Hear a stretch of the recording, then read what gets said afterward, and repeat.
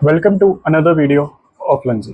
तो आज हम देखेंगे कि आप कैसे 340 बायो में बहुत इजीली स्कोर कर सकते हो नीट 2025 में।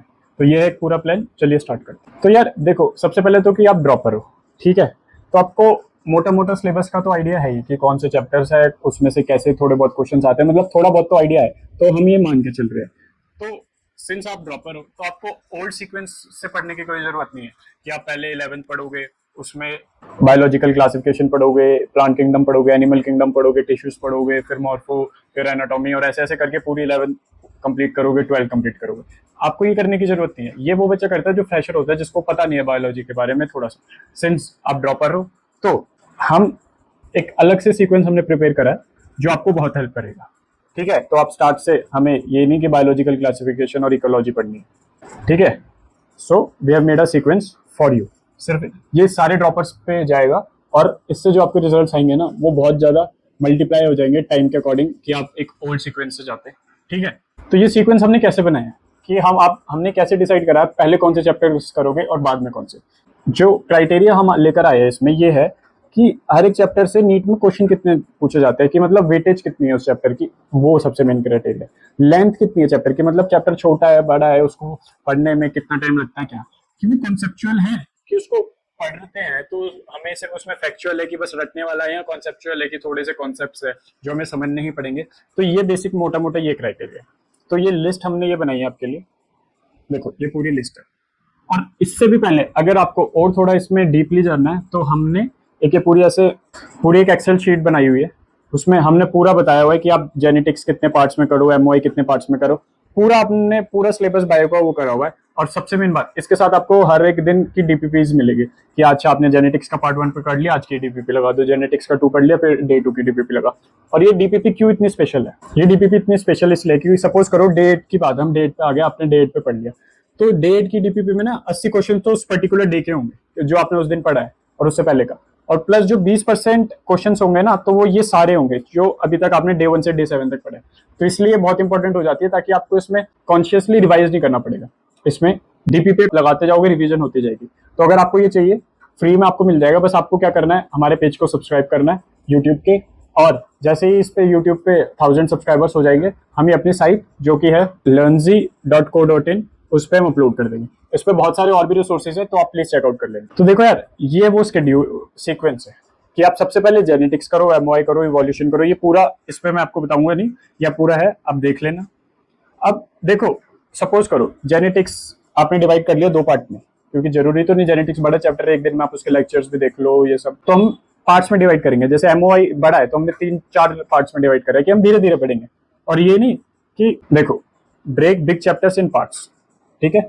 Revise previously stored topics on regular basis, ये नहीं सिर्फ आपको पढ़ते जाना और पीछे का भूलते जाना, नहीं, पढ़ना है और पीछे का रिवाइज भी करते जाना है रेगुलर इंटरवल पे। अब देखो, सबसे मेन आता है हाउ टू रिवाइज। रिवीजन आपकी 2 फेजेस में होगी, पहली तो है डेली रिवीजन और एक है वीकली रिवीजन जो चलेगी पैरेलल, ठीक है। अब सपोज करो फॉर एग्जांपल जेनेटिक्स है, जेनेटिक्स का एग्जांपल ले रहे हैं, हमने इसको 2 पार्ट में डिवाइड करके पढ़ा है। मैं एक एग्जांपल दे रहा हूँ, आप अपने हिसाब से कैसे भी 3 पार्ट में भी डिवाइड कर सकते हो। ये डिपेंड करता है आपके चैप्टर की नॉलेज पे और आप उसको कैसे ये करना चाहते हो। कि भाई पार्ट 1 तो हम पढ़ लिया स्टार्टिंग से, मेंडल से डायब्रोड क्रॉस तक पूरा मेंडलिज्म पढ़ लिया। फिर पार्ट 2 में हमने मेंडल डिसऑर्डर को डायब्रिड क्रॉस से लेके सारे डिसऑर्डर तक कंप्लीट कर लिया। तो 2 पार्ट में हमने 2-2.5 घंटे लेक्चर्स देखे इसके अकॉर्डिंगली, और हमने चैप्टर को फिनिश करा लेक्चर्स के।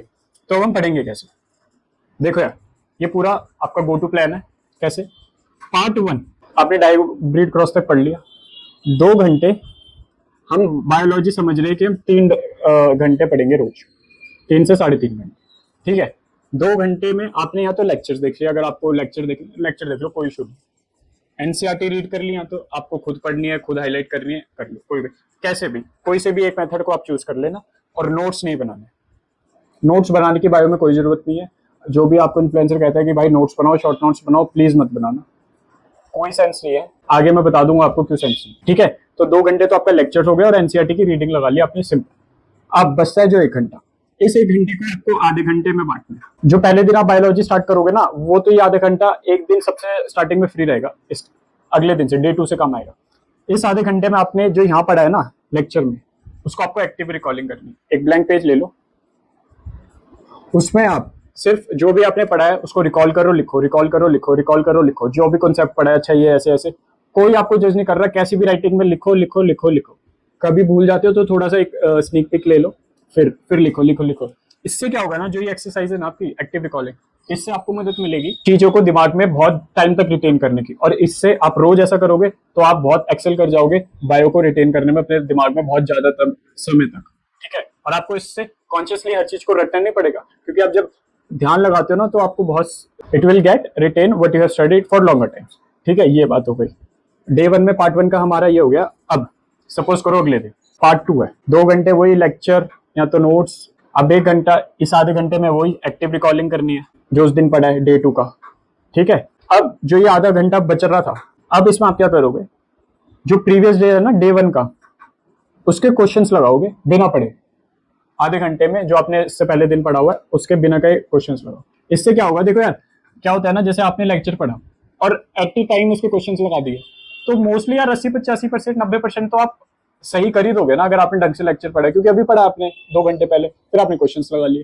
तो बट आप इसको एक दिन बाद लगाते हो बिना रिवाइज के, तो आपको पता चलेगा कितना रिटेन करा आपके में, कि कौन सी चीजें है जो रिटेन हो जाती है और कौन सी आप भूल रहे हो। फिर आप क्वेश्चंस लगाते हो तो आपको पता चलेगा अच्छा ये मेरे वीक है, तो फिर आप उसको बहुत अच्छे से स्ट्रेटेजाइज कर सकते हो उन टॉपिक्स को। ठीक है, तो अब एक जनरल आपको रोड मैप बता देता हूँ। सपोज करो डे 1 है, डे 2 है, डे 3 है, यहाँ पे एबीसी टॉपिक पढ़े हमने, यहाँ XYZ पढ़े, यहाँ पे EFG पढ़े, यहाँ HIJ पढ़े, ये टॉपिक 6। ठीक है, डे 1 में आपने एबीसी पढ़ा, उसके लेक्चर्स देख लिए और एक्टिव रिकॉलिंग कर ली, ये 2 एक्सरसाइज कर लिया। अब डे 2 में 45 क्वेश्चन टाइमर के साथ आधे घंटे में, क्योंकि आपको टाइम बहुत कंस्ट्रेंट होता है नीट में। NEET is a speed game, knowledge game में स्पीड गेम है और एक्यूरेसी का गेम है। ठीक है, 45 क्वेश्चन आधे घंटे में आपने लगाए, जो आपने इससे एक दिन पहले पढ़ा। ठीक है, और डे 2 में जो आपका टारगेट था ये XYZ टॉपिक का, उसके आपने लेक्चर्स और रिकॉल करे, डे 2 आपका ओके। अब डे 3 में क्या करोगे आप, 45 क्वेश्चन लगाओगे। अब डे 1 डे 2 के कंबाइन, अब सिर्फ यहाँ डे 2 के नहीं लगाने, डे 1 के भी थोड़े क्वेश्चंस लगाने, वो आप एक रेशो बना लेना डे 2 के भी। इससे क्या होगा, डे 1 भी आपका तीसरे दिन में रिवाइज हो रहा है, तो आपकी 2 रिवीजन ही होगी सिर्फ क्वेश्चन से। और वही जो आपके टॉपिक्स है आज EFG वाले, उनको आप लेक्चर्स देख लो, उनके NCERT हाईलाइट्स कर लो या एक्टिव रिकॉलिंग, और ऐसे ही डे 4 पे आप सेम करो। ऐसे ऐसे करते जाओगे ना तो आपका एटमोस्ट 6 महीने में बायो का सिलेबस हो जाए। और अगर आप ये चाहते हो, ये जो हमारा है इसमें आपको डेली DPPs में मिलेगी, और DPPs में हर एक DPPs में उससे पहले दिन का सारे क्वेश्चंस होंगे। तो प्लीज आप हमारे चैनल को सब्सक्राइब कर देना। 1000 सब्सक्राइबर्स होते ही ये पूरी एक्सेल शीट विद DPPs हमारे वेबसाइट पे चली जाएगी। ठीक है, तो थैंक यू, और subscribe to our channel learnzy.official। Also हमारा इंस्टाग्राम का चैनल है learnzy.neet, एक बार वो भी देख लेना, और हमारी साइट का नाम है learnzy.co.in। तो thank you, please subscribe and please support.